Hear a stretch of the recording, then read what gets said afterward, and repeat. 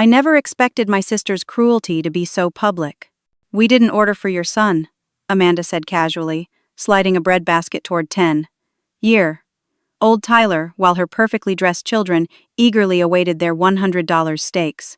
The restaurant buzzed with elegant conversation as my son's eyes widened in confusion. My father nodded in agreement, adding, "You should have packed him something, Leslie." I swallowed hard, feeling dozens of eyes on our table. "Noted," I replied, with a manufactured smile.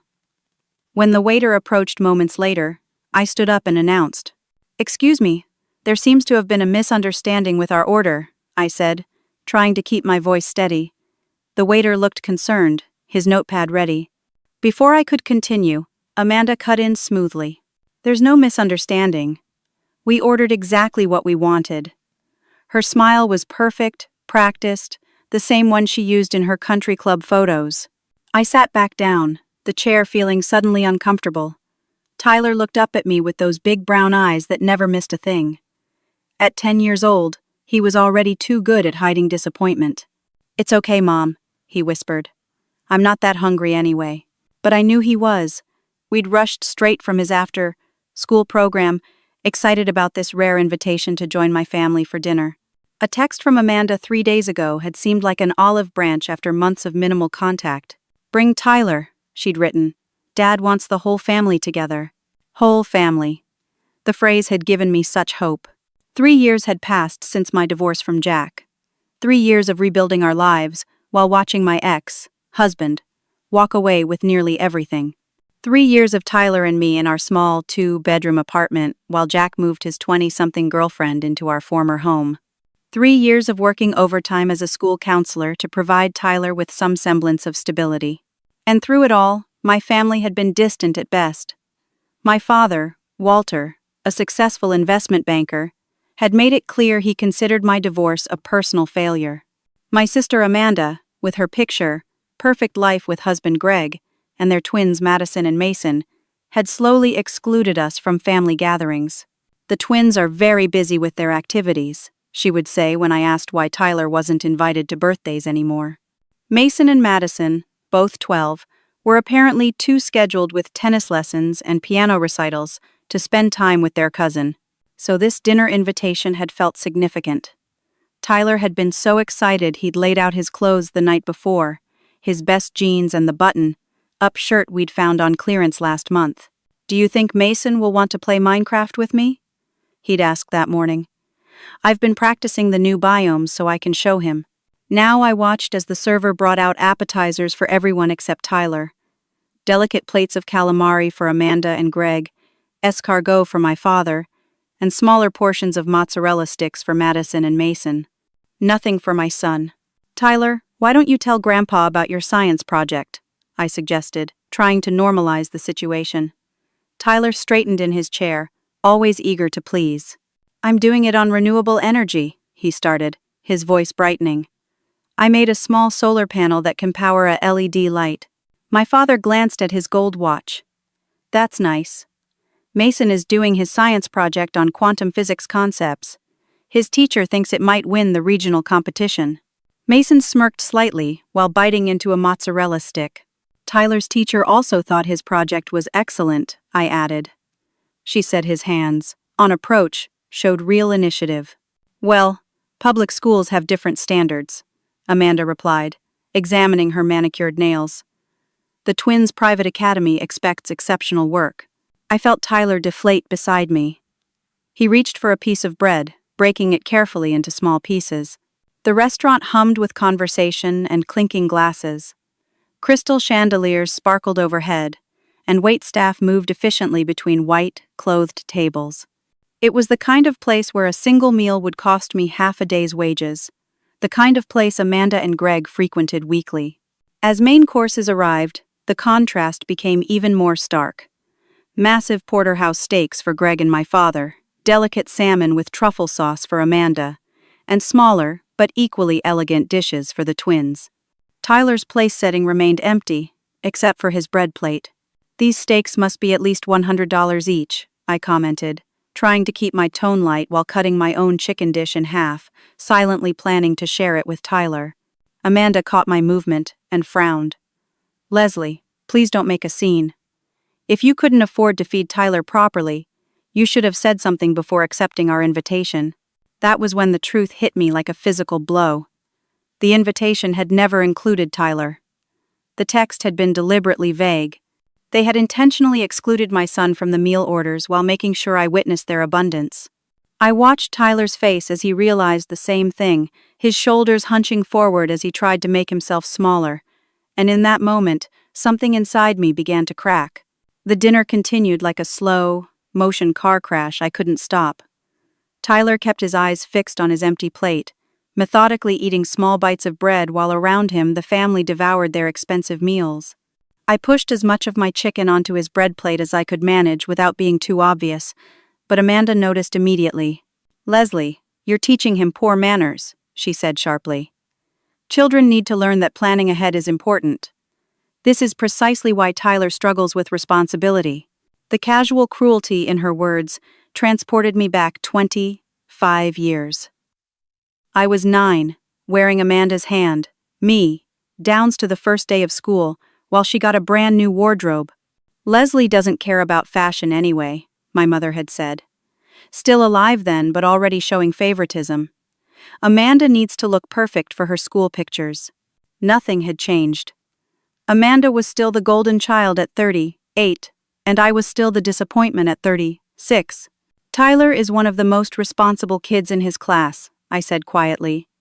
His teacher specifically mentioned it during our last conference. "Public school standards," my father muttered, cutting into his steak with surgical precision. "If you had stayed with Jack, Tyler would be at Westfield Academy with proper resources." The unspoken accusation hung in the air. If I hadn't filed for divorce when I discovered Jack's affairs, if I had worked through it as my father suggested, Tyler wouldn't be subjected to the public education system my family so disdained. What they conveniently forgot was that Jack had emptied our joint accounts before I even knew he was leaving. That despite his 6-figure income, his child support payments were perpetually late because his lawyer found loophole after loophole. That I'd been forced to sell my car and take the bus to work for 6 months after the divorce. "Tyler's school has an excellent STEM program," I said, "and the diversity gives him a better understanding of the real world." "The real world," Greg snorted, speaking up for the first time. "The real world rewards excellence and preparation, not excuses." Tyler shifted beside me. I could feel him trying to disappear into his chair. My heart ached for him, this sweet boy who read to younger kids during library period, who saved part of his allowance each week for our local animal shelter. "Madison, tell Aunt Leslie about your ballet recital," Amanda prompted, deliberately changing the subject. Madison launched into a detailed description of her performance, her confidence striking compared to Tyler's current demeanor. As she spoke, I noticed Amanda checking her phone under the table, then giving my father a quick nod. "What time did you say your interview was tomorrow, Leslie?" my father asked suddenly. I blinked, surprised by the question. 10:30. "It's for that counseling position at Lakeside Preparatory. The pay would be nearly double what I make now." "Oh, that's right," Amanda said, with exaggerated recollection.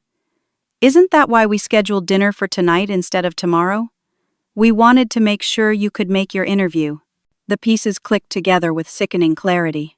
Last week, I'd mentioned the interview to Amanda during our brief phone conversation, explaining that it could change everything for Tyler and me if I got the job.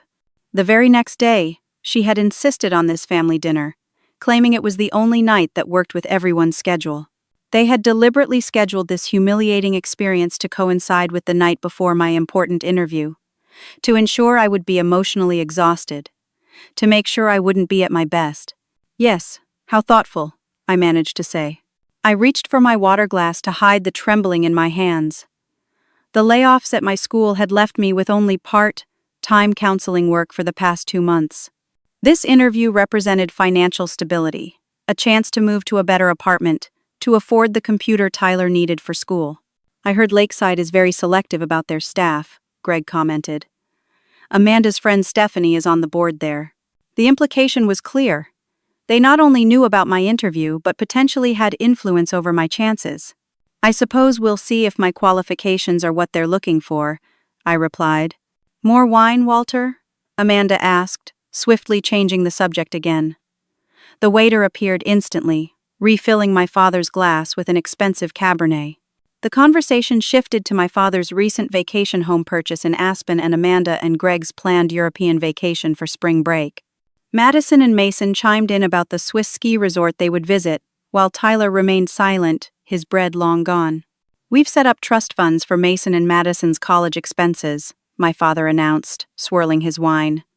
Fully funded through graduate school, if they choose to continue their education.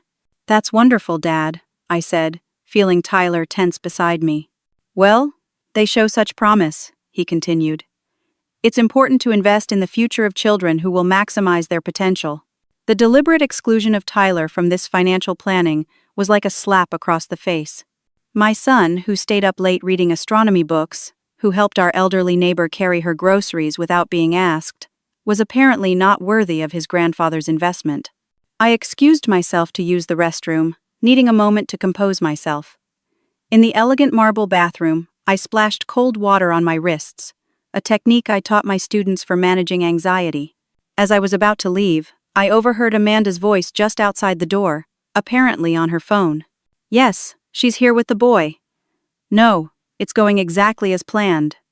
She mentioned the lakeside interview again. Yes, Stephanie knows what to do. It's better this way, Dad said she needs to learn her place. After all, we can't have her thinking she can just walk back into our circles after the embarrassment of that divorce.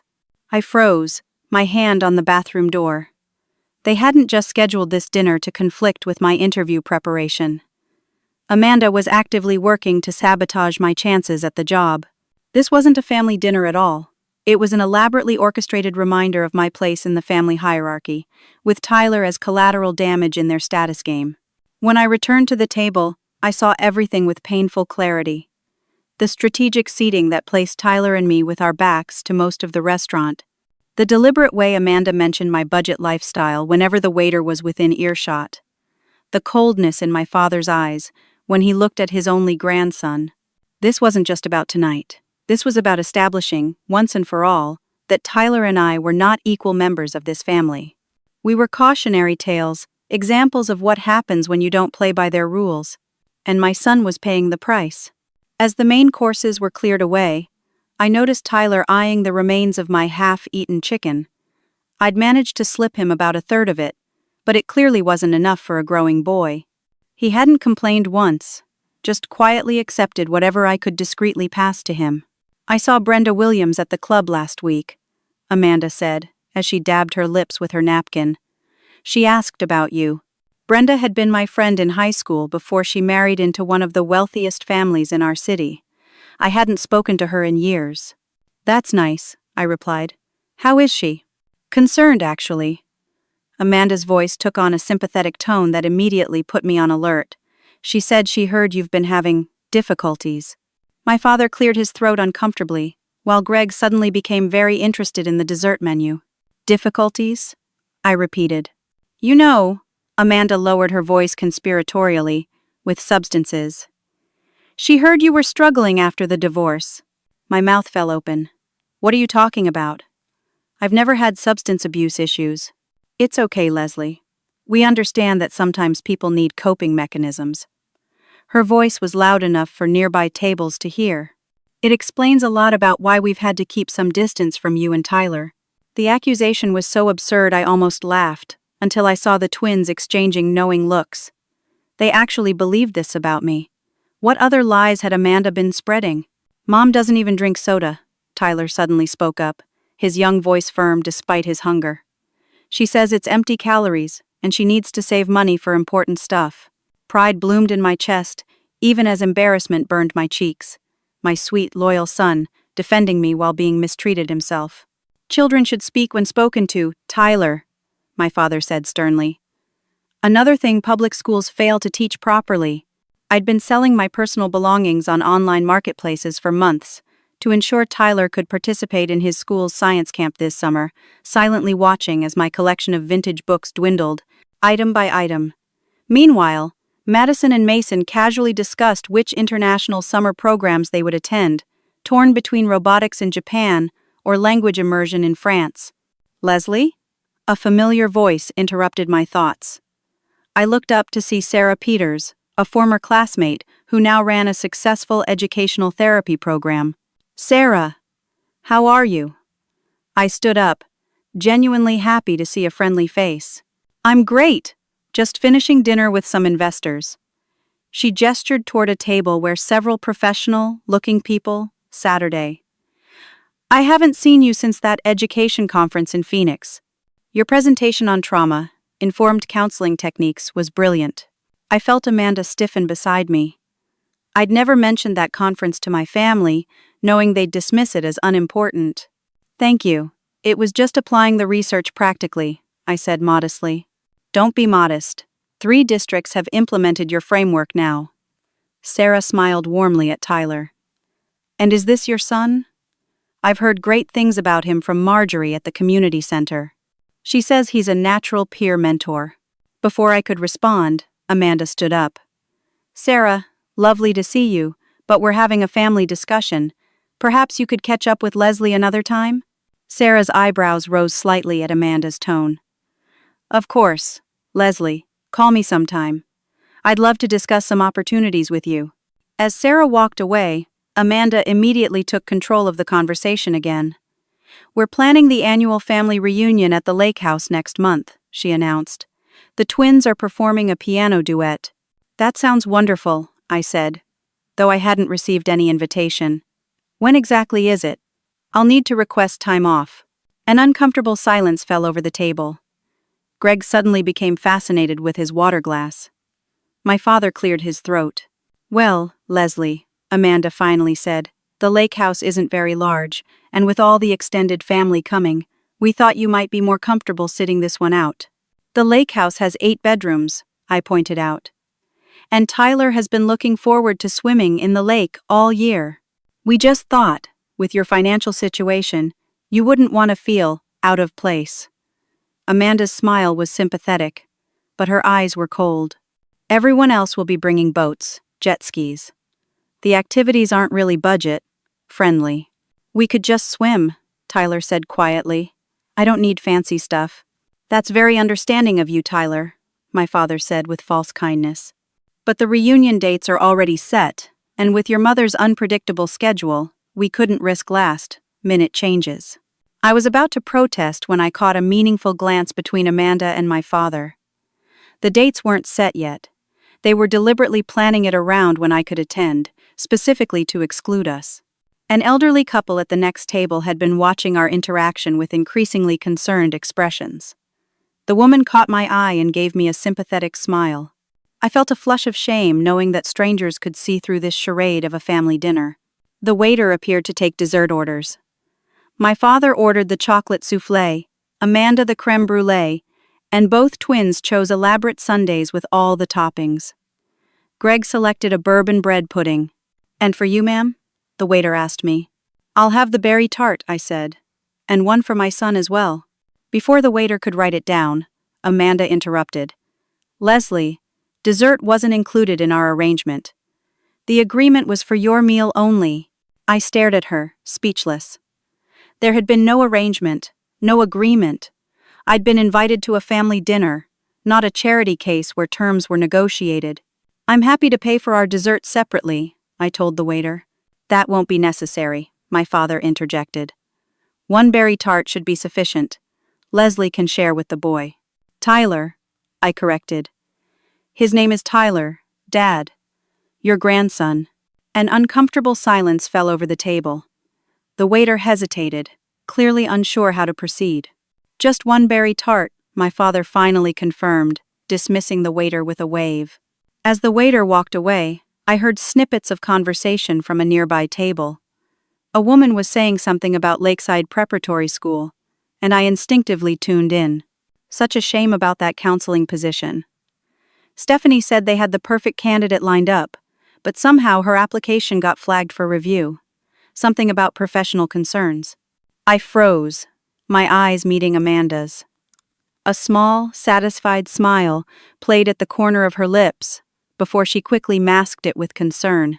Is everything okay, Leslie? You look pale.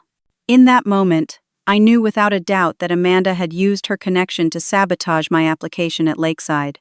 The job I desperately needed, the opportunity that would have changed everything for Tyler and me, had been deliberately taken away by my own sister. "I'm fine," I lied, as the full weight of betrayal settled in my stomach like lead. Desserts arrived with theatrical flourish. My father's chocolate soufflé came with a small pour of warm vanilla sauce by a server who described its Belgian chocolate origins. Amanda's crème brûlée was torched tableside, the sugar caramelizing with a satisfying crack. The twins received enormous ice cream concoctions with sparklers and cookies. One small berry tart was placed between Tyler and me. "Would you like the first bite?" I asked him, pushing the plate closer. He shook his head. "You have it, Mom. I'm okay." But he wasn't okay. 10 years old and already learning to make himself small, to expect less, to be invisible. I could see the hunger in his eyes, not just for food but for inclusion, for the basic dignity of being acknowledged. "Tyler has behavioral problems at school, doesn't he?"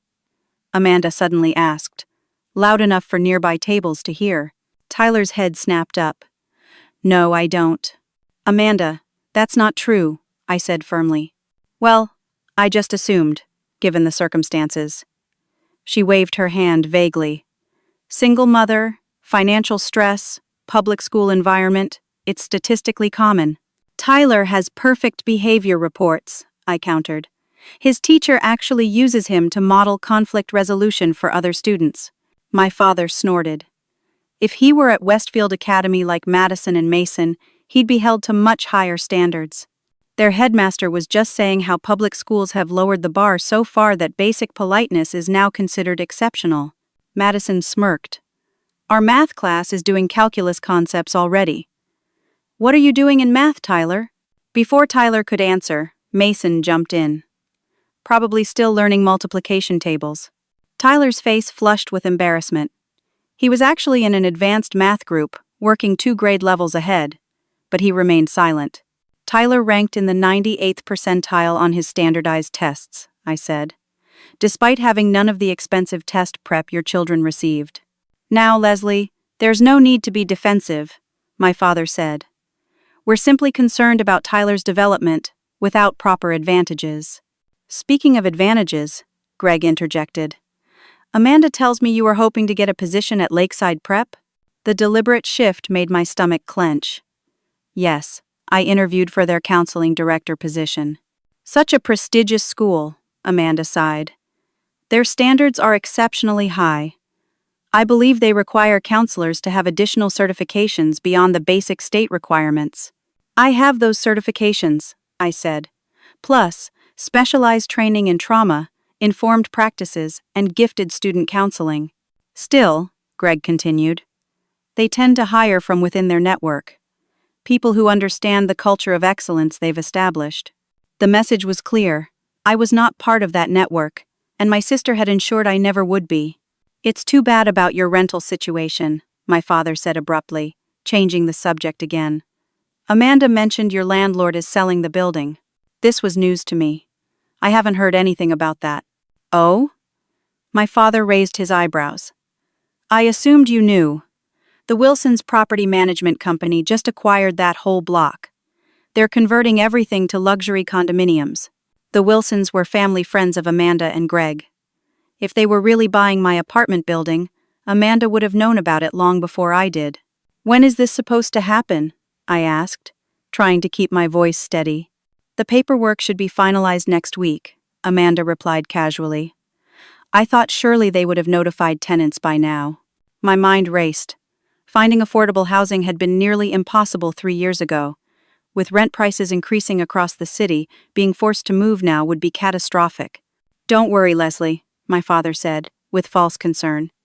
"I'm sure you'll find something suitable, even if it means moving to a different school district."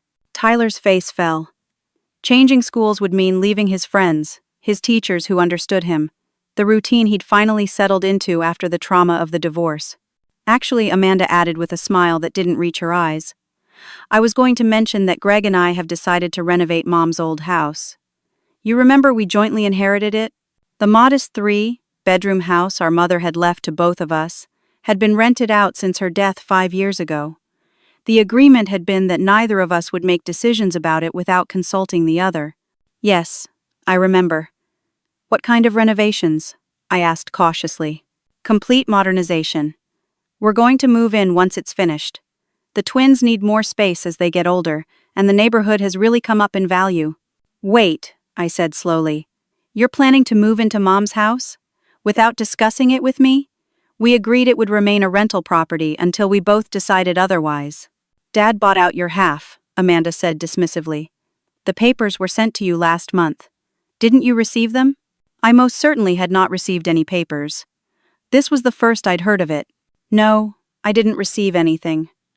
And I wouldn't have agreed to sell my half anyway. That house is Tyler's inheritance too. Well, it's all been legally handled, my father stated firmly. The funds have already been transferred to your account, a very generous amount, considering the condition of the property. I pulled out my phone and checked my bank account. There was indeed a new deposit, made just that morning, with the reference property settlement. They had sold my half of my mother's house without my knowledge or consent. This isn't legal, I said, my voice shaking. I never agreed to this. Check your email spam folder, Greg suggested.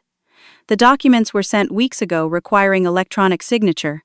When you didn't respond, your father was authorized as secondary executor to proceed with the transaction. I felt sick. They had manipulated some clause in my mother's will to cut me out of my inheritance, likely sending documents to an old email address I no longer used. So let me understand this correctly, I said, struggling to keep my composure. You've arranged for my apartment building to be sold out from under me, and simultaneously sold my half of Mom's house so that you can move into it? It's just good timing, Amanda replied smoothly. Real estate is all about location and opportunity. Tyler suddenly pushed his chair back. May I be excused? I need to use the restroom. Of course, honey, I said, watching as he walked away with his shoulders hunched. I could see him wiping at his eyes, trying not to let anyone notice he was crying. The elderly couple at the next table were now openly watching our interaction, the woman's face creased with concern. Now look what you've done, Amanda hissed once Tyler was out of earshot.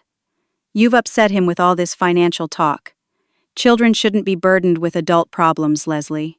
He's upset because his own family is treating him like he doesn't matter, I replied.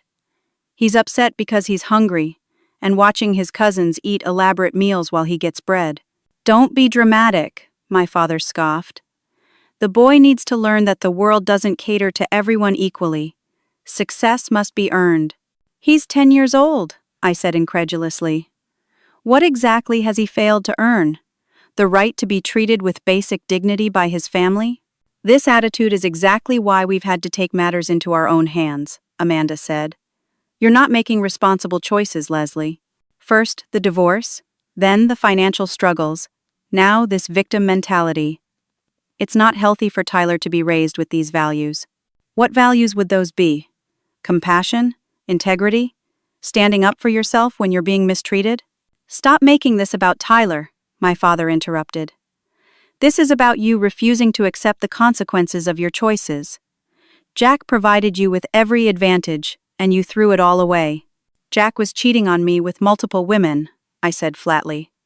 Including, as I discovered later, Amanda's friend, Diane. Amanda's face flushed. She had known about the affairs, I realized. Probably all along. Marriages have rough patches, my father dismissed. Successful people work through them. They don't tear apart families because of hurt feelings. I looked around the table at these people, who shared my blood but apparently none of my values. At my father, who had always measured worth in dollars and status. At my sister, who had spent a lifetime ensuring she remained the favorite at my expense. At Greg, who had married into this toxicity and embraced it fully. At Madison and Mason, innocent in many ways but already being shaped by these warped priorities. And I thought of Tyler, my sweet, resilient boy, using the bathroom as an excuse to cry privately rather than let these people see his pain. Something inside me hardened into resolve. This wasn't just about tonight anymore. This was about breaking a cycle that would otherwise continue to harm my son for years to come. Tyler returned to the table, his eyes slightly red, but his face composed. He sat down quietly beside me and reached for my hand under the table. "Oh good, you're back," Amanda said with artificial brightness. "We were just discussing the family reunion. Dad has a big announcement planned." My father nodded importantly. "Yes. I've decided to establish college funds for Madison and Mason. Full rides to any university they choose, with additional trusts that will be accessible when they turn 25. It's important to invest in the next generation." He looked directly at me as he said it, the message unmistakable. There would be no such provision for Tyler. My son was not considered part of the next generation worth investing in. Tyler's small hand tightened in mine under the table. I felt something crack inside my chest. A dam breaking after years of carefully contained hurt and disappointment. When the waiter approached to ask if we needed anything else, I knew exactly what I needed to do. "Yes, actually," I said to the waiter. "Could I speak with the manager, please?" Amanda's eyes narrowed. "Leslie, what are you doing?" "Just taking care of something," I replied calmly. "Whatever issue you have can be handled without making a scene," my father said sternly. "I'm not making a scene, Dad. I just need to speak with the manager privately." The waiter nodded. "Of course, ma'am. I'll let her know right away." As he walked away, Amanda leaned across the table. "If this is about the food, we've already explained the arrangement. You're embarrassing yourself." "There was never an arrangement," I said quietly. "You invited us to a family dinner and then deliberately excluded Tyler from the meal orders. That was a choice you made to humiliate us." "Now you're being ridiculous," Greg interjected. "Not everything is about you, Leslie." I looked at Tyler, who was studying his empty plate. "Honey, I'll be right back, okay?" He nodded without looking up. The manager, a poised woman in her 40s, met me near the entrance to the kitchen. "How can I help you this evening?" she asked professionally. I took a deep breath. "I have an unusual request, and I understand if you can't accommodate it." For the next few minutes, I explained my situation, showing her a photo from my wallet, and making arrangements that had her eyebrows raising in surprise, before she slowly smiled and nodded. "It would be our pleasure, Miss Bennett. Give us about 15 minutes to prepare." "Thank you," I said, feeling a weight lift from my shoulders. "And the bill for the entire table will be coming to me, not to my father or sister." "Understood. We'll make those arrangements." When I returned to the table, Amanda was in the middle of describing her planned renovations for our mother's house. "We're thinking of expanding the master suite into the adjacent bedroom." "That was your old room, wasn't it, Leslie?" "Yes, it was," I replied, sitting down with a new sense of calm that seemed to unsettle my sister. "Is everything okay?" Tyler whispered. I squeezed his hand. "Everything is about to be much better." "Did you complain about the service?" my father demanded. "Because that would be extremely inappropriate." "Not at all. The service has been impeccable." Amanda studied my face suspiciously. "What did you say to the manager?" "I just took care of a small matter." I turned to Tyler. "Did you know that when I was your age, I used to think I had to accept however people treated me? That I didn't deserve better?" Tyler shook his head, confusion evident in his eyes. "Well, I was wrong. Everyone deserves basic respect, Tyler, especially from family." "Leslie, this is hardly the time for one of your counselor speeches," Amanda said sharply. I ignored her. I spent years trying to earn approval from people who had already decided not to give it. "I don't want that for you." My father cleared his throat impatiently. "If you're finished with this dramatic monologue, we were discussing the summer reunion." "Actually, Dad, I need to tell you something important." I straightened my shoulders. "Tyler and I won't be attending the reunion this year." "Well, that's probably for the best," Amanda said quickly. "Given everything we've discussed, we won't be attending because we'll be moving." That caught their attention.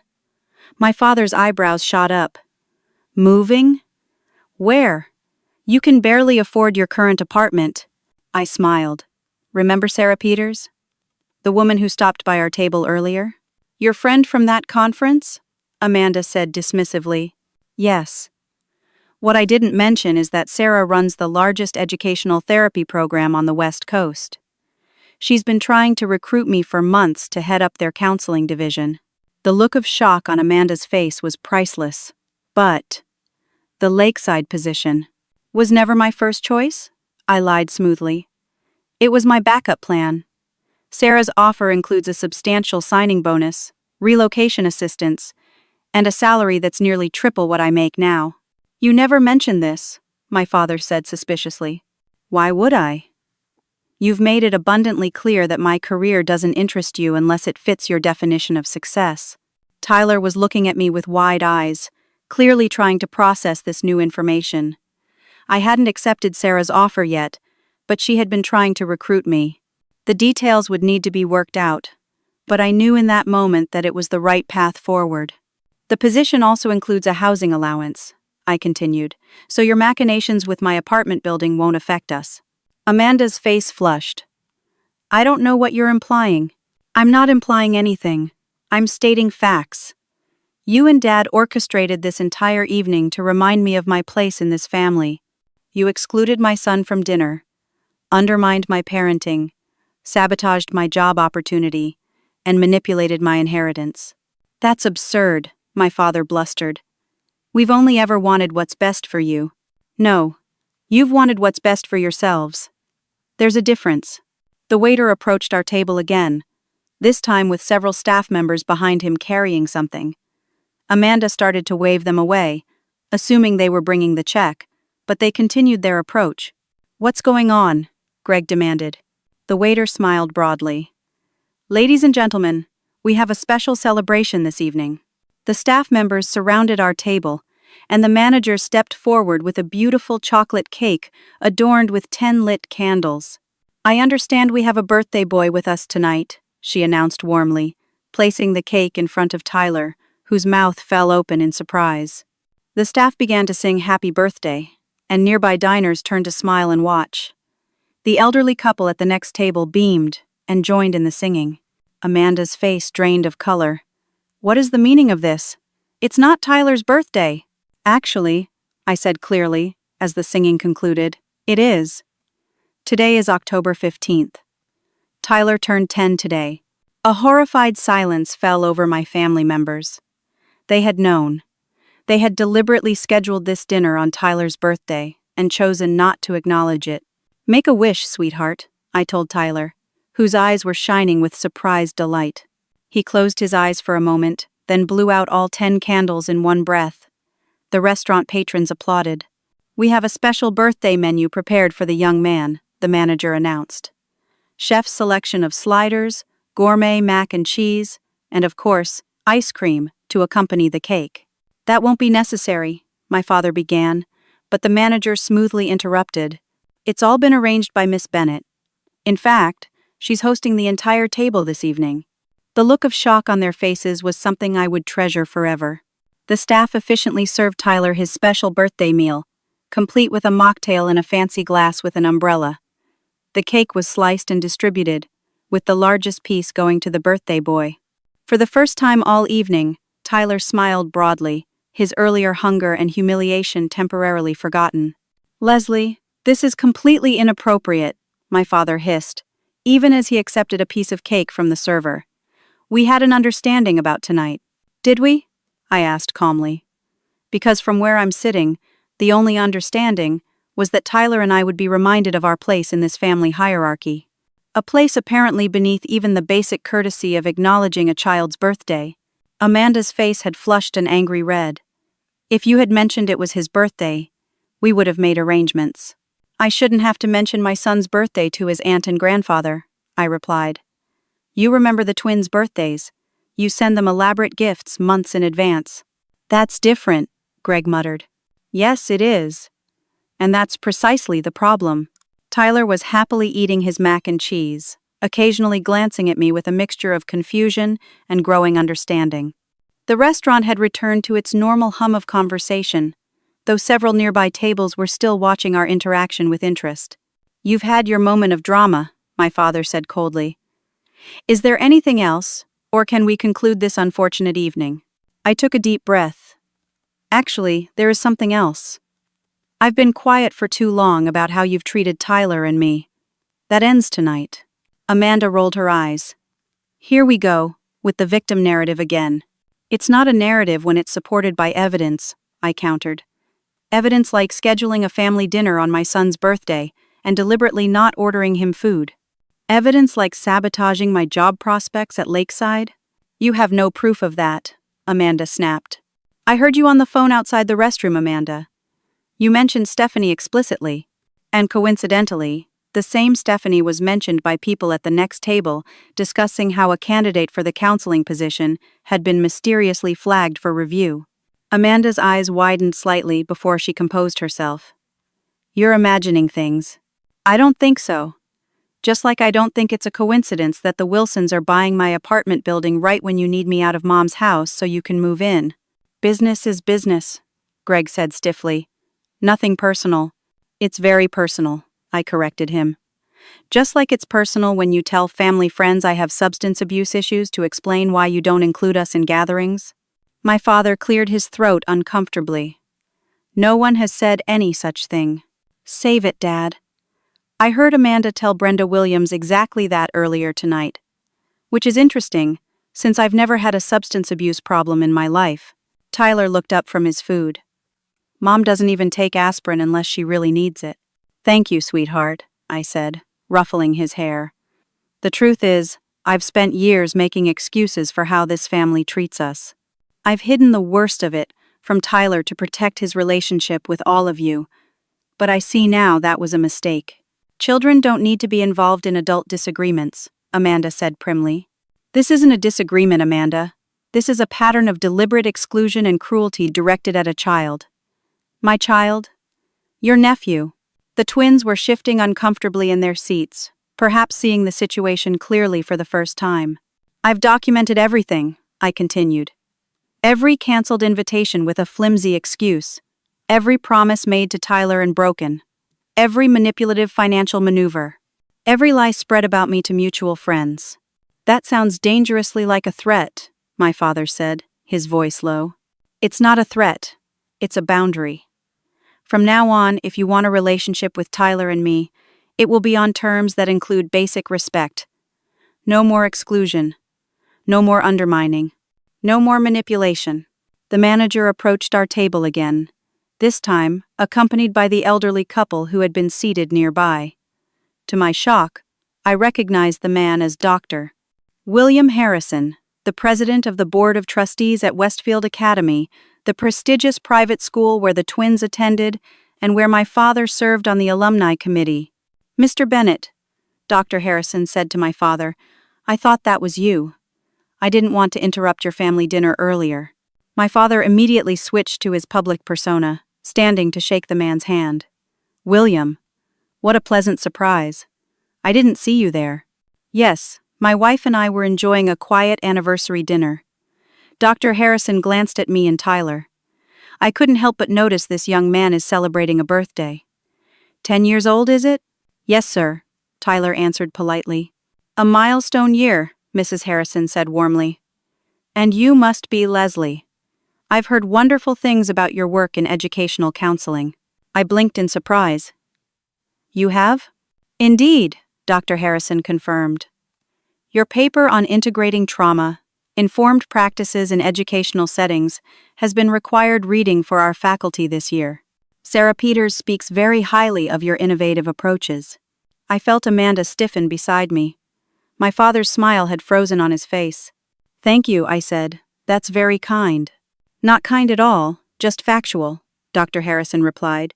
In fact, when Sarah mentioned you were considering joining her program, I expressed my disappointment that we couldn't lure you to Westfield instead. The silence at our table was deafening. My father looked like he might choke. My wife and I would love to continue this conversation, Dr. Harrison continued. Perhaps you and your son could join us for coffee next week? I have some ideas about educational support programs that could benefit from your expertise. We'd be honored, I replied, hardly believing what was happening. Mrs. Harrison smiled at Tyler. And happy birthday, young man. 10 is a wonderful age. Our grandson just turned 10 last month. He's quite interested in astronomy. Do you have any special interests? Solar energy, Tyler replied, his face lighting up. I built a working solar panel for my science project. Did you really? William, didn't you tell me Westfield is expanding their sustainability curriculum? This young man sounds like he'd fit right in. My father finally found his voice. William, I had no idea you were familiar with Leslie's work. Oh yes, Dr. Harrison said casually. Her reputation in the field is quite impressive. Sarah Peters has been trying to recruit her for months, but I understand Lakeside Preparatory recently expressed interest as well. He turned to me. Though between us, Leslie, I think their program lacks the innovation to truly utilize your talents. If you're considering options in this area, I'd be remiss not to throw Westfield's hat in the ring. Amanda's mouth had fallen open. Mason and Madison were staring at Tyler with new interest. I appreciate that, Dr. Harrison, I said. I'm still weighing my options. Of course. No rush. We'll discuss it over coffee. He handed me his business card. Call my office to set it up. And Walter, he added, turning to my father, we should catch up soon as well. I have some concerns about the Alumni Fundraising Committee's direction that I'd value your input on. With that bombshell casually dropped, the Harrisons wished Tyler a final happy birthday and returned to their table. The silence at our table stretched uncomfortably. My father was the first to break it. Leslie, he began. His tone completely transformed. You never mentioned your professional work had gained such recognition. You never asked, I replied simply. For once, Amanda seemed at a loss for words. Greg was staring at his dessert, as if it might provide escape from this awkward situation. Well, my father continued, clearly recalculating his position, this is certainly something we should discuss further. Perhaps we've been uninformed about your career trajectory. Perhaps, I agreed. Though I think we've established that my value as a person and Tyler's value as your grandson shouldn't depend on professional connections or academic achievement.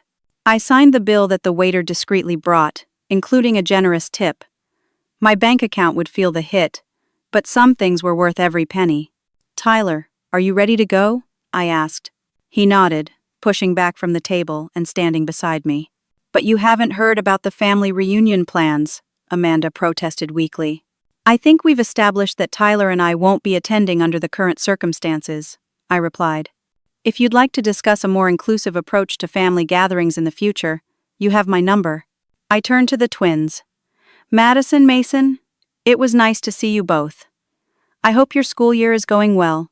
They mumbled awkward responses, clearly confused by the dramatic shift in dynamics they had just witnessed. Leslie, my father said, as I turned to leave, about the house situation. Perhaps we should revisit those arrangements. There may have been some miscommunication. I'm sure my lawyer will be happy to discuss that with you, I replied coolly. Good night, everyone. With Tyler's hand firmly in mine, I walked out of the restaurant, feeling 10 pounds lighter. The cool evening air felt like freedom. Mom? Tyler asked as we reached the car. Did you really get offered those jobs? I smiled at him. Sarah has been asking me to join her program for a while, yes. And after tonight, I think it might be the right move for us. How would you feel about a fresh start somewhere new? He thought about it for a moment. Will Grandpa and Aunt Amanda be nicer to us now that they know you're important? My heart ached at his question. Oh, honey, we've always been important, whether they recognized it or not. And any relationship we have with them going forward will need to be based on mutual respect, not on who knows who or how much money anyone makes. Like how you treated the waiter really nice even though he's not rich? I hugged him tight. Exactly like that. And happy birthday, my amazing boy. I'm sorry it started out rough, but I hope the cake made up for it a little. It was awesome, he said, his face brightening. And did you see Grandpa's face when that important man knew who you were? He looked like he swallowed a frog. I laughed, feeling a weight lift off my shoulders. He did, didn't he? Now let's go home and watch that sci-fi movie you've been wanting to see. Your real birthday celebration is just beginning. As we drove away from the restaurant, I realized that the evening had given us both an unexpected gift. The freedom to define our own worth, independent of others' narrow judgments. 6 months later, I stood in our new living room, watching through the window as Tyler rode his bike with neighborhood friends. Our apartment was smaller than I would have liked, but the large community park across the street more than made up for it. More importantly, it was ours, free from the shadow of family manipulation. The job with Sarah's educational therapy program had exceeded my expectations. The work was challenging but fulfilling, using my skills to help children with learning differences and emotional needs. The salary allowed Tyler and me a comfort we hadn't experienced since before the divorce, and the flexible hours meant I could be present for school events and science club competitions. My phone buzzed with a text from Dr. Harrison's office confirming our lunch meeting next week. After our coffee meeting 6 months ago, the Harrisons had become unexpected allies. Mrs. Harrison occasionally invited Tyler to science events at the local university where she taught, and Dr. Harrison had connected me with several educational initiatives that valued my expertise. The relationship with my family had undergone seismic shifts since that birthday dinner. Initially, my father had attempted to re-establish control through financial means, offering to reconsider Tyler's college fund if we maintained appearances at family functions. I had declined politely, but firmly. 2 months after we moved, my father had a minor heart attack.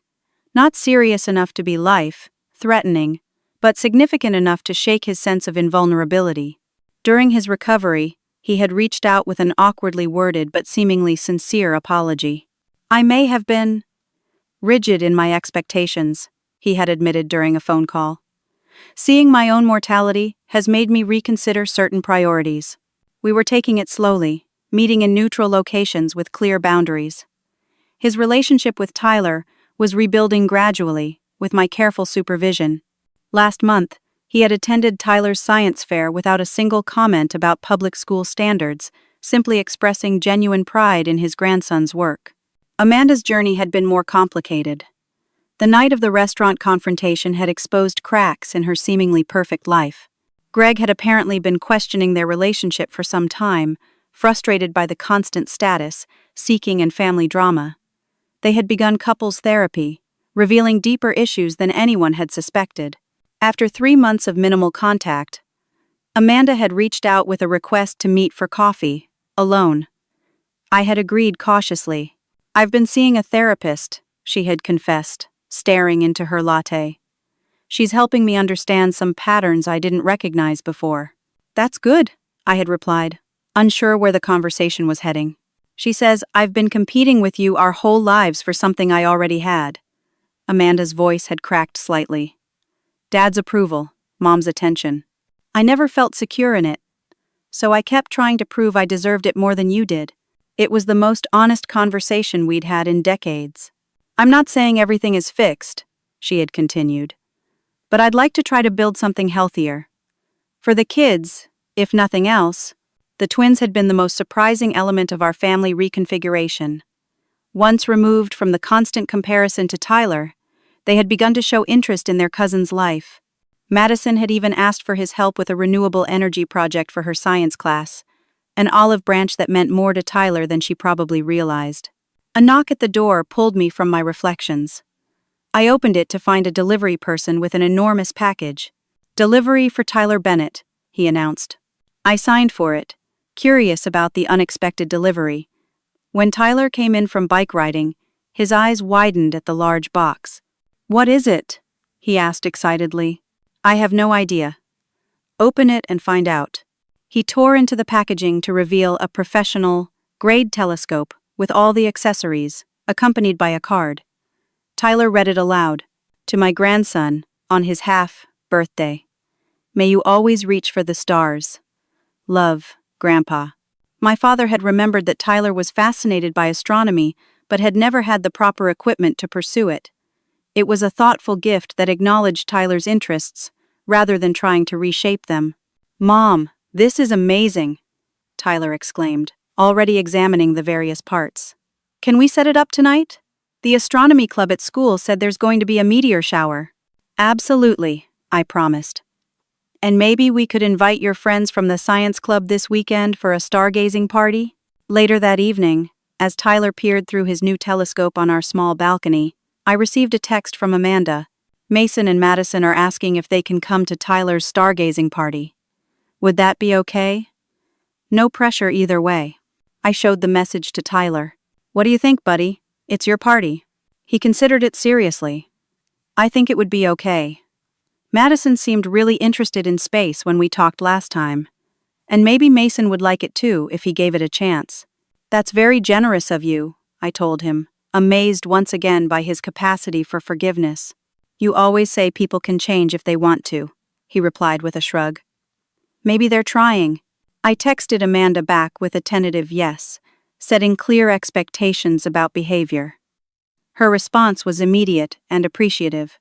A year after that disastrous birthday dinner, we hosted a very different family gathering. My small apartment was crowded but comfortable, as Tyler proudly showed his cousins how to use his telescope. My father sat quietly in the corner, less domineering than I'd ever seen him. Amanda helped me in the kitchen, our conversations still sometimes awkward, but increasingly genuine. You've done an amazing job with him, she said, watching Tyler patiently explain astronomical concepts to Mason. He's so confident and kind. Thank you, I replied, accepting the compliment that would have once been wrapped in criticism. I'm sorry it took us so long to see it, she added softly. Later, as we enjoyed Tyler's chosen birthday meal, homemade pizza with everyone creating their own toppings, my father cleared his throat. I have an announcement, he said, his voice lacking its usual commanding tone. I've established an educational trust for Tyler, equal to what Madison and Mason have. It's already set up and funded. Leslie will be the trustee until Tyler is of age. Tyler's eyes widened. Really, Grandpa? Really, my father confirmed. It should have been done long ago. The trust wasn't what mattered to me, but the acknowledgement behind it was significant. Tyler was finally being recognized as an equal member of the family. As I looked around at our imperfect but healing family circle, I realized that the greatest gift of that terrible restaurant confrontation had been the courage to stand up and demand better, not just for myself, but for my son. The path forward wasn't perfectly smooth. Old habits sometimes resurfaced, requiring firm boundaries and honest conversations. But something fundamental had shifted. Respect had replaced manipulation. Authenticity had begun to displace performance. Mom? Tyler asked as we cleaned up after everyone had left. Do you think things will stay better with Grandpa and Aunt Amanda? I don't know for sure, I answered honestly. Changing family patterns takes time and effort from everyone. But I do know that we won't accept being treated as less than we deserve ever again. Like with the bread basket, he said, nodding sagely. Exactly like that. I hugged him close. The moment I stood up in that restaurant was the moment I promised myself that you would grow up knowing your worth isn't determined by anyone else's approval. I'm glad you stood up, he said simply. Metu, buddy. Metu. The lesson had been hard, earned, but invaluable. True family is built on mutual respect, not obligation or status. Sometimes the bravest thing we can do is set boundaries with those who claim to love us, but show it only when it serves their purposes. And sometimes, standing firm in your own worth creates ripples that transform not just your life, but the lives of those around you. Have you ever had to stand up to family members who weren't treating you, or someone you love with respect? What gave you the courage to draw that line in the sand? I'd love to hear your stories in the comments below. And if this story resonated with you, please like, subscribe, and share with someone who might need to be reminded of their own worth today.